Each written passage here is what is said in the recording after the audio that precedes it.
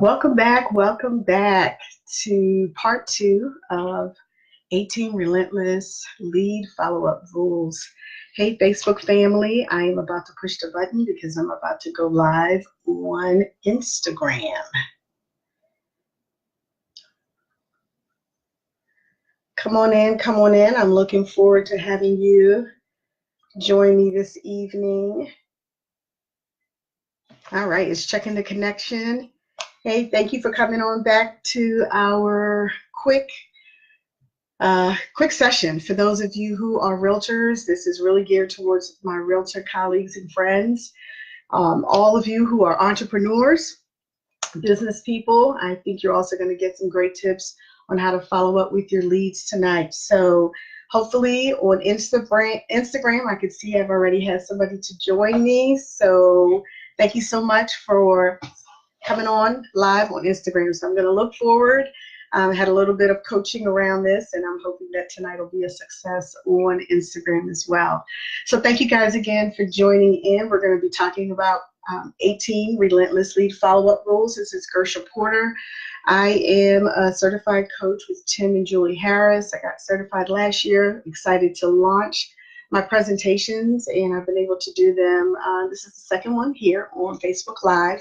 I am a realtor. I've been in the business of 15 years. I am here in Baltimore, Maryland. What do we have? Who's here from Baltimore? Who's here from outside of Baltimore? Just write your location in the comments so I can see who had an opportunity to join us. Hey, boss lady Lisa. Thank you for all the other entrepreneurs who jumped on. Same thing on Instagram. Thank you guys for joining us. Before I start, I'm going to quickly review what we talked about last week, the first 6 relentless lead follow-up rules. And the first rule is absolutely you want to be the person who makes those calls. So to be a relentless lead follow-up salesperson, realtor, whatever line of business that you're in, you want to just make sure that you are the one making all the calls, following up with your folks as often as you can. So the first rule is to essentially be considered an over communicator, one that your clients, your leads, your customers constantly will hear from. Rule number 2, be that one who follows up. A lot of us have leads, a lot of us have contacts, but we actually don't follow up. So be that salesperson, that realtor, that entrepreneur that follows up. That's rule number 2. Number 3 was to schedule your relentless lead follow-up. What time of the day works best for you? When do you have your highest energy? So for many of us, it's in the morning, others middle of the day, evening, and sometimes you actually have to follow up with your clients when they're available. So plan when you want to do your follow-up, schedule that. Rule number 4, keep all of your leads in one place, no sticky notes. If you want to decide to keep lead sheets with you at all times so you can jot down that information, keep all of your leads in one place. Rule number 5, enter all of your leads in one place. As realtors, we have customer relationship management system. Lots of us have CRMs. Whatever system you have, use that system. That's all we ask for you to do, is to enter all of your leads into one place. Rule number 6 was a very long one. It had an opportunity to define what your clients are, A, B, and C leads. So your A leads are those that are going to look to buy and sell in the next 30 to 45 days, or to transact business with you, whatever line of business you might be in the next 30 to 45 days. So those are your A clients, and you want to follow up with them. How often? Who remembers what I said last week? Those A clients, those folks that are looking to do business with you, we're going to scroll down. You want to make sure that you follow up with those A clients every day, every day. The folks that we consider our B clients, they're looking to do business with you probably in the next 45 to 90 days. So you do want to follow up with them, probably not every day, maybe 3 times a week, until you can actually set the appointment. These lead follow-ups are all about scheduling an appointment. So you want to make sure that you can connect with them, those who are looking to do business with you, probably in 45 to 90 days. And your C leads are those that you've spoken to. They're not quite ready to do business with you. You want to leave the door open and continue to follow back with them as often as you can, but they are just not a priority.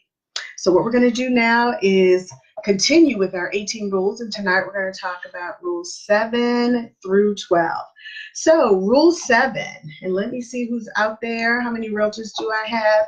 Thanks so much, Lisa, for talking about every day. Hey, Vita, thanks for jumping on. We want to talk about rule number 7. Rule number 7 is about leaving messages. How many of you call your clients, your leads, and don't leave a message? If they're not there, you don't leave a message. Any of you actually do leave your messages? Well, one of the things you want to do if you're going to be a relentless lead follow-up person is you're going to leave a message. You want to leave a message, the reason for your call. You want to remind them when they met you, on what occasion it was that they may have met you, what their need might have been at that point. Hey, this is Gersha Porter giving you a call back. We met at the open house 2 weeks ago. You mentioned that your family might be relocating soon.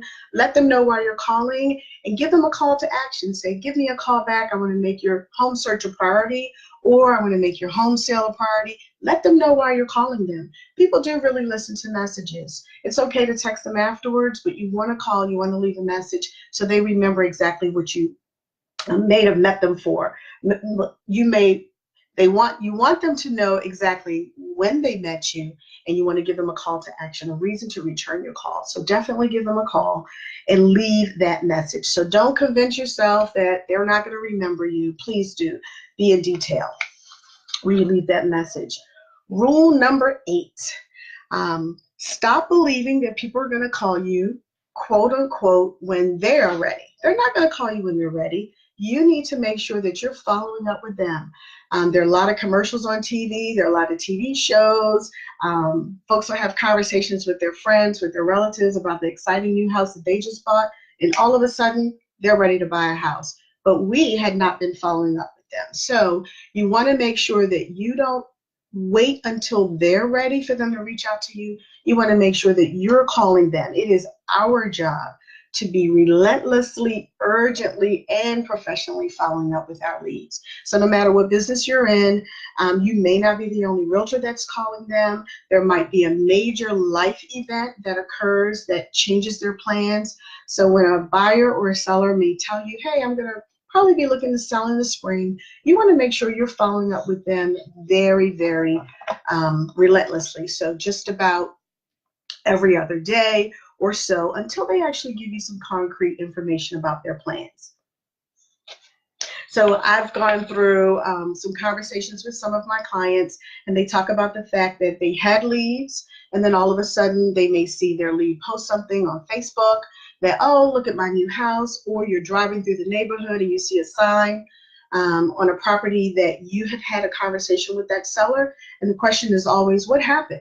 I can't believe they listed their home with somebody else, or they went with another realtor to help them buy a home. But oftentimes it's our fault. We didn't follow up. We didn't stay in touch. We didn't make it an urgent call that we would get in front of them, set the appointment, and move forward with a formal relationship with them. So you want to make sure rule number 8 is stop believing that they will call you when they're ready. You want to make sure that they remember you the moment that they are ready. So definitely do everything you can to continue to move the ball down the field with clients who think they're not ready to either buy or sell or transact business with you.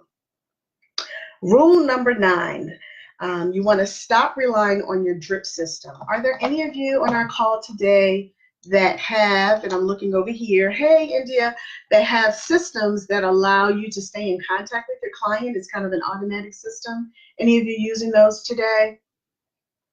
A lot of us, especially in the real estate world, we have systems that quote unquote drip on leads. It will constantly contact them and let them know what's going on. So, well, I want to share with you, if you want to be a relentless lead follow-up business person, you want to turn that drip system off, figuratively, and you want to pick up the phone and call your clients. If you see that they're searching on your website, give them a call. They may not be searching for themselves, or all of a sudden they are looking for a home as well as their sister. You may be missing out on an opportunity for 2 pieces of business. So with the drip systems that we have in place, the most important part of our sales process is really to get that lead in your office, signing an agreement to work with you to either help them buy or help them sell. checking on my IG world out here. So if you've ever made the mistake of not calling back your leads and all of a sudden you see that they may have had a real estate transaction, it's probably because they were in a system, you forgot them. I don't know, and I'm looking to see if anybody else has kind of weighed in on whether or not they do some systems. Thank you, Stephanie. It's true. All kind of clients want an immediate response. So although they may have called you once, you've put them in your system, don't let the computer be you. A computer can never replace us, and a computer can never have the personality that we have. So you want to make sure that although you may have them in that system, that you're picking up the phone and you're giving them a call. You're going to notice at the top, when I put the title of today's live, I really wanted to put those two emojis of the phone. It is about the phone. So as much as we like to use automation, what do we all have in our hands all the time? We always have it at the table. It's a phone. So you want to use that phone as you continue to grow your business. All right. Rule number 10, always call with the intention of setting an appointment. So in our line of business as realtors, we want to set an appointment with a buyer. And we want to set an appointment with the seller, because when you get in front of that client, that's when we're going to be able to let them know what services we can provide, what an outstanding job we can do, and we can actually get the business. So when you are following up on your leads, it's all about setting that appointment. So you want to make sure that we aren't leaving lightweight messages like, hey, this is Gersha, I'm just calling to check in. No, I'm not calling to check in. I am calling to set an appointment. And so every time I follow up with my leads, whether it's a buyer or seller, I am absolutely calling to set an appointment. I see Lisa wrote her motto, if you guys are following the comments, and I love this one. It says, the client should never have to wait on you. We should be the ones waiting for their arrival. So in her line of business, that is her motto, and I'm sure that allows her to continue to get lots and lots of repeat clients as they continue to come back to her for their services. And one of the things I want to oftentimes say is, and Stacy, I agree with you, if we don't follow up with them, somebody else is absolutely following up with them. So to all my realtor friends out here, listening to this particular message, we want to make sure that we are following up with our clients, we're calling them, and we are actually trying to set that appointment. So don't leave a lightweight message. We want to make sure that message has a call to action. It might require, and we know that, multiple calls 2 times a day. You may have had somebody call you just today at about 2 o'clock, and what did you probably say to them? Give me a call back at 6 p.m. I'm looking forward to talking with you, or what time is good for you? And we set that time, we set that appointment. So the appointment gets you that signed contract, that signed agreement to move forward, list their home for sale, or to work with them as a buyer. So we want to go through that. How many of you have systems now with leads in there? How many leads would you say you have in your database? A couple of you that are realtors, if you could just kind of jot down the number of leads you think you have in your system. It's amazing. A lot of us would love to say, hey, I have 1,000 leads, I have 500 leads.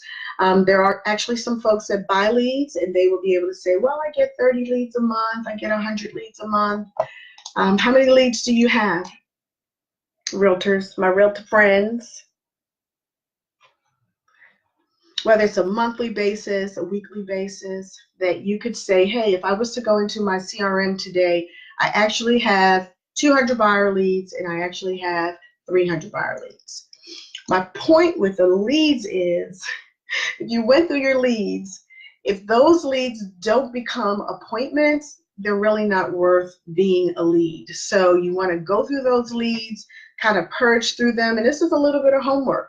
Look in the system that you have today. Some of us have been cleaning out our lead systems towards the end of last year. Those folks in our database that just have not responded, they've unsubscribed to some of the emails that we've sent to them. Get rid of them. Don't feel that, oh my gosh, I have all these leads, I'm going to do so much business.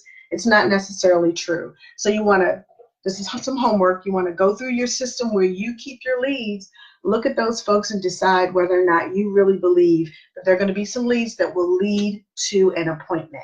So rule number 10, always call with the intention of setting an appointment. Rule number 11, open houses. So in our business in real estate, we do a lot of planning. I think we do We really take a lot of time to put together marketing of our open houses. We partner sometime with other agents. We partner sometime with lenders, some other folks in our industry, home inspectors, insurance folks that will come out and host our open houses with us. We put signs out. We go to the store, we buy a balloon. We have folks provide snacks. Folks come out to our open house, and what do? We get information on them, and then we may not follow up as quickly as we can. So if I hosted an open house on this coming Saturday from 1 to 3, what time do you think I should follow up with those leads that came through my open house? Just write it right here in the comments, so let me see what your thoughts are. If the open house was from 1 to 3, what time should I follow up with those leads? Those folks who came through the open house, looked around, they signed in, I have their information, I have their name, I have their email address, I have their phone number. When do you think I should call them?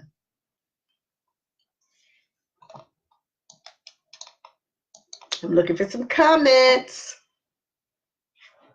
When do you think you should follow up with folks that have come through your open house that ended at 3 p.m.? Hey, Teddy, thanks for joining. When do you think? Well, somebody said the next day is when I should follow up with a lead that came through my open house that was from 1 to 3 on a Saturday or Sunday. Actually, I should be following up with them immediately, that same day. Don't be like everyone else and wait until the next day or later in the next week. If somebody took the time to come out to your open house, you took all that time to prepare and market for it, follow up with them right away.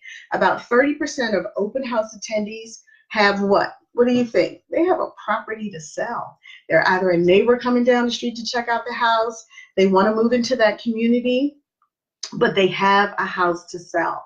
So when you think about open houses, for those of you who don't do it, and you think, well, I don't want a bunch of looky-loos, people who are looking who really can't afford to buy the house.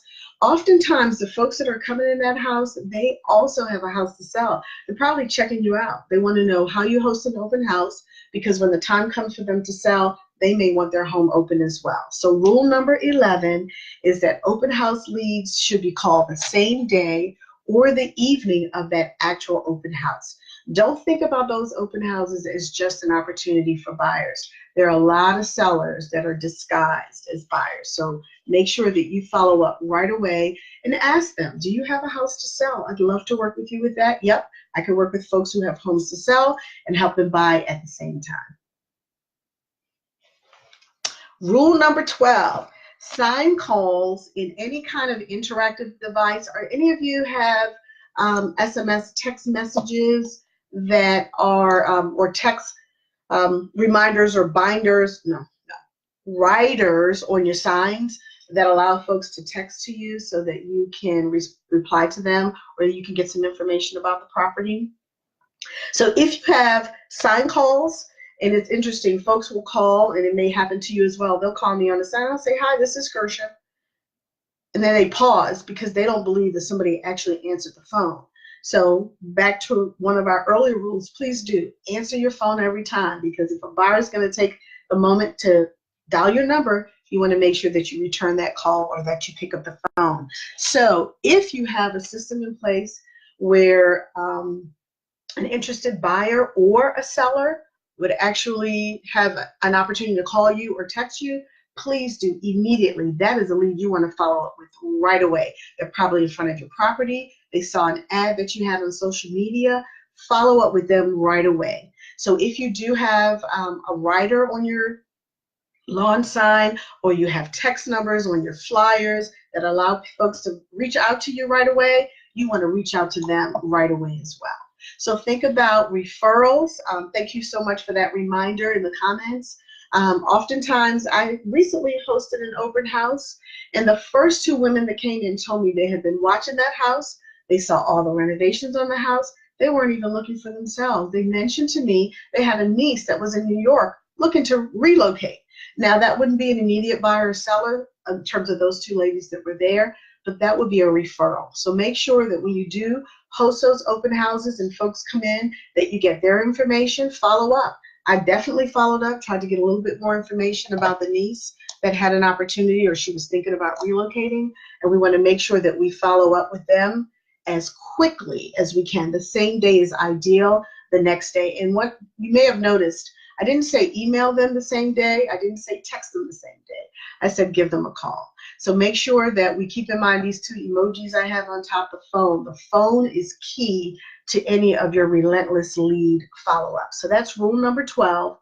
I did promise you last week that I had an ebook and I forgot to put the link in. So once I'm finished today, I'm going to put the link, which will be close to, I believe, the title of this particular workshop. It'll allow you to click on it and get your own copy of our ebook, which is entitled The 18 Relentless Lead Follow-Up. I'm waving on IG. 18 Relentless Lead Follow-Up Rules, so that you can have all this information. Hopefully you took some notes.